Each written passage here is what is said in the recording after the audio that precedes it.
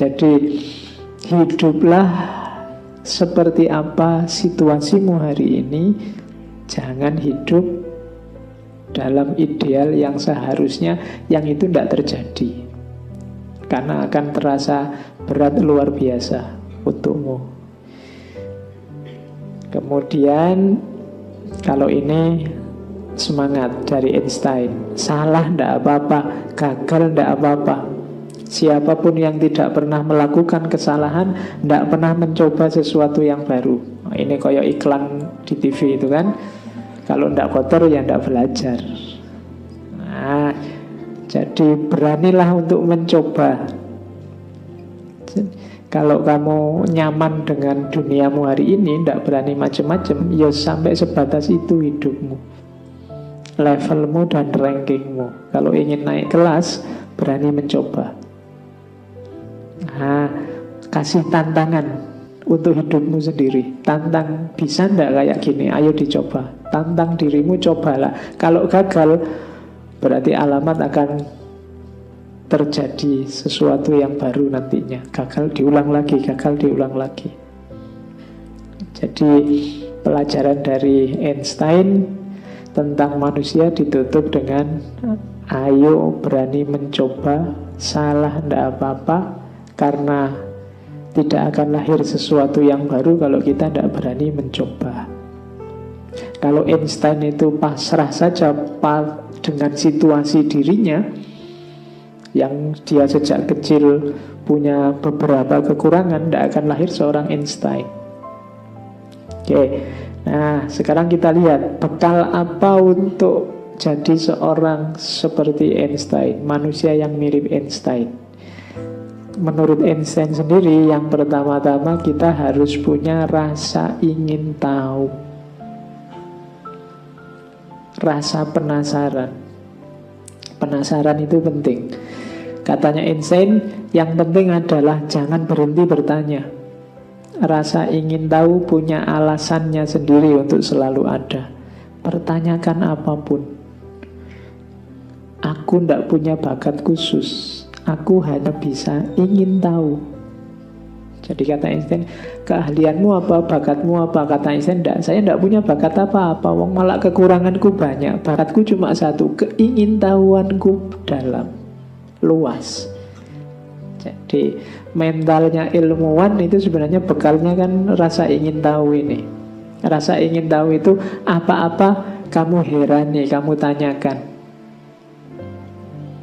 Kamu lihat, tadi kok hujan cuma sebentar ya? Apa sekarang sudah musimnya penghujan ya? Ini telat apa memang sudah waktunya? Itu kan pertanyaan-pertanyaan banyak. Ngaji ini kok mau katanya jam 8, jam 8 lebih 10 belum mulai-mulai, ada apa toh ini? Yang salah siapa? Mau itu tanya, jangan diem aja.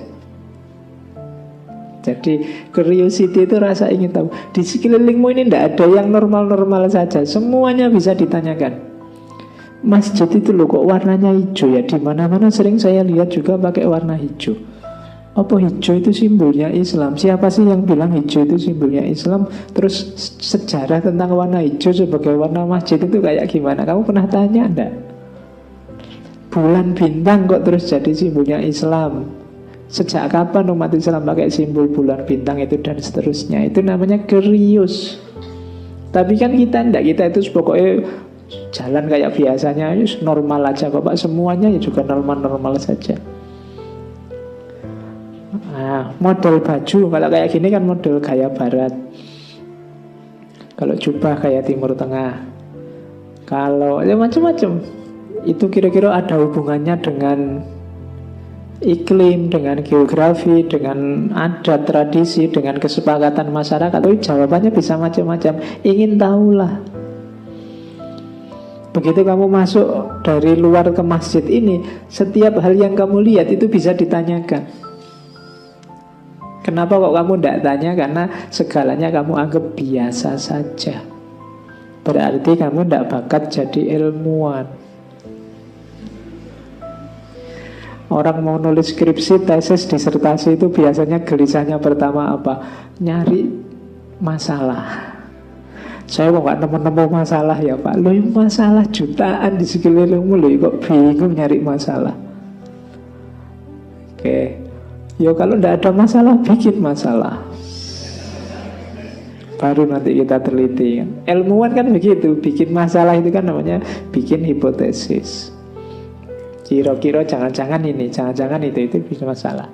Katanya Einstein, ia yang tidak lagi bisa heran dan terpesona sebenarnya kayak orang mati, matanya tertutup. Oh, itu disindir oleh Einstein.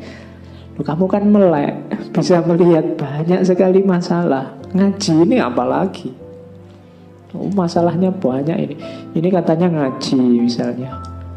Kok nggak ada Quran-Qurannya? Kan banyak yang tanya gitu. Ini katanya filsafat, malah bahasa Einstein. Kok nggak bahas tokoh-tokoh filsafat? Oh, ini loh banyak yang bisa ditanyakan. Jadi tanyalah. Bukannya aku terlalu pintar, kata Einstein. Kamu kan nganggap aku sangat pintar, katanya Einstein. Enggak, tapi apa? Aku menggumuli pertanyaan-pertanyaan lebih lama. Jadi hidupku penuh dengan pertanyaan. Jadi Einstein itu kan sejak kecil terkenal autis. Jadi kalau lihat apa-apa ya direnungi sampai dalam. Kalau kita kan perhatiannya mudah teralihkan, ada apa-apa terus sehingga tidak fokus. Kalau Einstein punya kelebihan fokus apa-apa. Nah, mungkin tidak pindah sebelum tahu jawabannya. Oh, itu bakat ciri seorang ilmuwan. Dan katanya Einstein, jangan menjadi tua berapa lama pun kamu hidup. Maksudnya jangan jadi tua apa? Jangan pernah berhenti bersikap seperti anak-anak di hadapan misteri besar di mana kita dilahirkan. Maksudnya Einstein, rasa ingin tahu ini sebenarnya fitrah dimiliki oleh manusia sejak anak-anak. Anak-anak kita, adik-adikmu yang masih balita, yang baru bisa mikir, baru bisa ngomong, itu kan kecenderungannya cerewet. Apa saja kan ditanyakan. Ini apa? Itu apa? Kan selalu begitu. Itu kok begini? Terus usil, ingin dicoba. Itu anak kecil. Katanya Einstein, ini dipelihara harusnya sampai dewasa. Ya cuma mungkin terus lingkungannya yang membuat dia terdiam. Mungkin ibunya jengkel, terus alah cerewet, gak usah banyak tanya, gak penting. Terus lama-lama dia merasa bahwa bertanya-tanya, banyak omong itu jelek. Jadi katanya Einstein, mbok kamu gak usah jadi, kalau untuk dunia ilmu jangan jadi tua, cerewetlah, tanyalah terus kayak anak kecil tadi. Kejarlah apapun yang kamu ingin tahu. Tidak usah malu-malu, tidak usah segan-segan, tidak usah males-males. Kamu ingin tahu apa, kejar saat itu juga. Anak kecil itu kan tidak pernah nanti aja nyari jawabannya, mesti ngejar saat itu juga. Nah, apapun pertanyaan yang muncul dalam dirimu, coba biasakan sekarang kejar jawabannya saat itu juga. Tadi saya ngomong misalnya, kenapa ya kok warna hijau ini jadi tren banyak masjid misalnya, selain warna putih. Kamu boleh kan pegang HP kan, kamu sekarang lebih gampang lagi mengejar jawaban itu, ada Google yang maha tahu. Oh, itu kamu tinggal nulis, butuh coba cek hijau dalam tradisi Islam, jangan-jangan ketemu. Ya mungkin adanya bahasa Inggris atau bahasa yang lain, ya coba kamu gali. Jangan nunggu besok. Kalau nunggu nanti apa besok biasanya kelewatan, tidak jalan lagi sudah. Kalau kamu punya keinginan apa yang baik, target apa yang baik, pertanyaan apa yang penting, bermanfaat, segera cari, segera lakukan, segera kejar. Kalau tidak, mesti nanti ketumpuk hal lain dan itu terlewat. Nah, biasakan begitu, meladeni curiosity ini, jiwa ingin tahu, jiwa ilmuwannya biar hidup terus. Oke. Nah, nikmati ini. Ilmuwan itu bisa menikmati ini, katanya Einstein. Tahun-tahun penuh tanya saat pencarian dalam kegelapan, dengan harapan yang dalam untuk menemukan jawaban. Silih berganti semangat dan kelelahan, lalu akhirnya muncullah cahaya. Hanya mereka yang mengalaminya yang dapat memahaminya. Bayangkan kamu saat kemarin nulis skripsi, apa nulis tesis, itu kan tahun-tahun penuh pencarian, dalam kegelapan, penuh harapan tentang cepat lulus. Ada semangat, ada kelelahan, sampai akhirnya jadi fix ketemu jawaban, muncul cahaya. Oh, itu pengalaman yang luar biasa. Dunia ilmu itu indahnya di sini, katanya Einstein. Dari gelap ketemu cahaya itu kan enak. Kayak kita di rumah listrik mati, tiba-tiba listrik nyala. Meskipun matinya sebentar, itu kan ada wow-nya sebentar, bahagianya. Alhamdulillah, sak kampung itu teriak semua. Begitu listrik nyala. Ibaratnya ini. Jadi kalau kamu sedang buntu, tidak punya jawaban, ada masalah, terus kamu kejar jawabannya, kamu cari buku, kamu tanya ke sana kemari, sampai ketemu jawabannya, itu kayak listrik habis mati terus nyala. Indah, menyenangkan.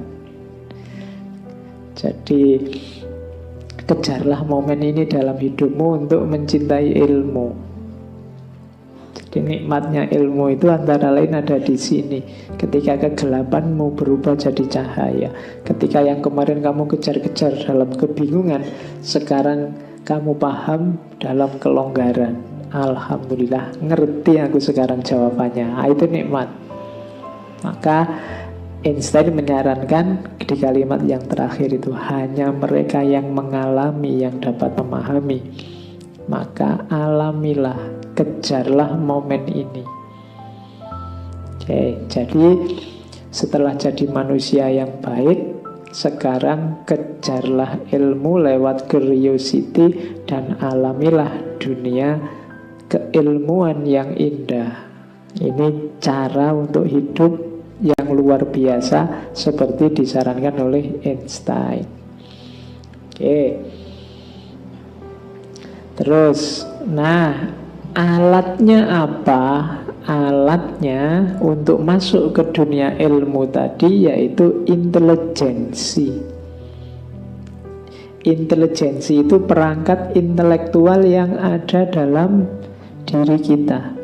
Isinya diri kita itu intelijensi. Kalau sebagian besar kita merasa malu dengan baju compang-camping dan peralatan yang rusak, tentunya kita lebih malu kalau memiliki gagasan yang compang-camping dan filosofi hidup yang buruk. Kita pakai baju jelek aja kan malu, padahal baju ini cuma bungkus. Harusnya kita lebih malu lagi kalau isinya baju yang jelek. Karena logikanya isi lebih penting daripada bungkus, meskipun bungkus juga penting. Akan menyedihkan kalau bungkusnya lebih baik daripada daging yang dibungkus di dalamnya, katanya Einstein. Kalau kita bungkus daging, ini kan daging diri kita ini. Ada tulang, ada daging, ada darah. Bungkusnya yang compang-camping membuat kita malu. Harusnya isinya yang compang-camping lebih membuat kita malu. Isi yang compang-camping itu apa? Ide, gagasan, pikiran yang buruk. Harusnya lebih membuat kita malu.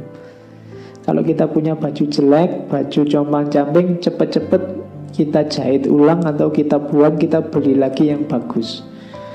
Berarti kalau kita punya pikiran, punya gagasan yang compang-camping, ya cepet-cepet diganti dengan gagasan yang baik. Meskipun demikian, nasihatnya Einstein, tetap kita harus hati-hati. Kita harus hati-hati untuk tidak menjadikan intelek kita sebagai Tuhan. Tentu saja ia punya kekuatan, namun tidak punya kepribadian. Ini lanjutannya. Kalau alat intelek kita sudah bagus, sekarang ada lagi yang lebih dalam yang harus lebih bagus. Apa? Kepribadian. Karena sekuat-kuatnya intelek, intelijensi, kalau kepribadiannya rusak, dia akan jadi alat untuk melahirkan kerusakan. Jadi orang yang menomorsatukan intelijensi, intelek, atau menomorsatukan ini kayak mempertuhankan. Orang yang mempertuhankan intelek, dia mengundang bahaya. Kenapa? Intelek itu kuat, tapi dia juga bungkus dari kepribadian. Kalau tidak hati-hati, nanti kalau kepribadiannya rusak, intelek tadi kamu pakai untuk merusak. Pengetahuanmu, ilmumu, akalmu akan jadi sarana untuk melahirkan kerusakan. Kenapa? Ya karena dia memang mungkin disetir oleh kepribadian. Makanya orang jahat kok pinter, itu lebih menyusahkan. Mending jahat yang tidak terlalu pinter lah, yang pakai jaket, pakai jin robek-robek terus di jalan-jalan, itu lebih gampang. Tapi kalau jahat kok pinter, itu kita akan lebih sulit mengatasinya. Kenapa? Intelijensinya luar biasa tapi kepribadiannya rusak.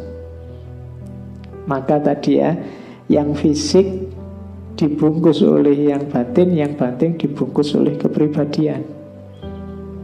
Kalau baju rusak kita gelisah, harusnya intelijensi rusak, kita lebih gelisah. Apalagi kepribadian rusak, kita harusnya tambah gelisah.